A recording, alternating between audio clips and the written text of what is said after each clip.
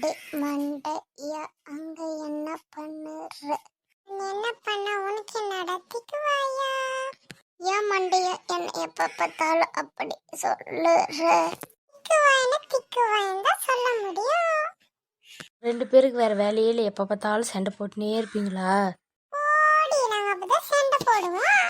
வாய பொழந்துக்குன்னு அவன் என்னவோ பார்த்தா, அதனாலதான் என்னன்னு கேட்டேன்.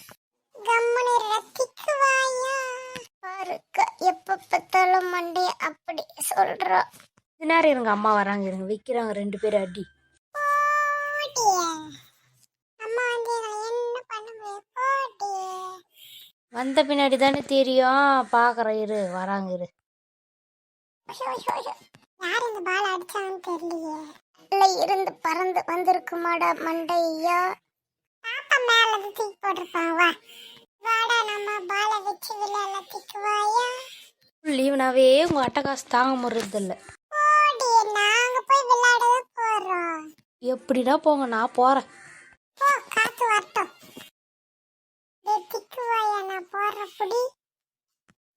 திக்குவாயா தூர போய் நில்லு. மண்டையா சரி நிக்கிறேன்டா. இதோ புடி பார்க்கலாம். என்னடா நான் போட்ட பால் எங்கே இருக்குது, நீ எங்கே இருக்கிற? எனக்கு முன்ன போய் நின்னுடுச்சு. நிக்காது பின்ன ஒரு பாலை பிடிக்கிறதுக்கு முடியல உன்னால. மண்டையா நான் போடுற புடி. சரிடா திக்குவாயா. டே மண்டையா என்னை எப்ப பார்த்தாலும் ஏன்டா திக்குவாயான்னு சொல்லுற? திக்கி திக்கி பேசினா அதனால திக்குவாயான்னு தான் சொல்ல முடியும். டே மண்டையா வேற எதனா ஓடி பிடிச்சி விளையாடலாம் வாடா. திக்குவாயா வாடா கண்ணா மூச்சு விளையாடலாம்.